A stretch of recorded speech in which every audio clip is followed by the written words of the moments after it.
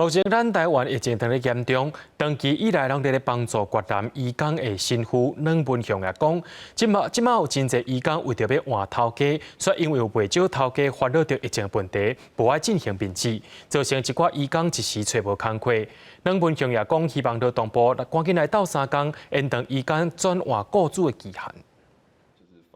长期提供越南籍移工帮助的吴文雄新妇讲，即阵有一寡移工因为工课到期，也是劳资纠纷，要转换雇主，所以因为疫情，雇主是无愿意面试，找无工课。吴文雄讲，移工若是因为劳资纠纷转换雇主，工课也未满一档，会使有2摆2个月的期限转换雇主，其他的是只有1摆2个月的时间。2个月他们一直去经过中介公司。然后找工作，因为疫情，所以呢，他们他的面试的机会很少，因为雇主怕这个疫情，所以呢，他们一直缓和他们给移工的面试的机会很少。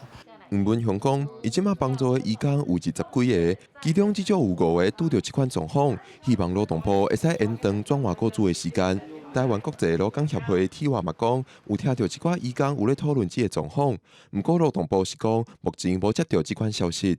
因为现在疫情的关系的确我们有一些申请事项都有自动做展延的。如果要再延第3次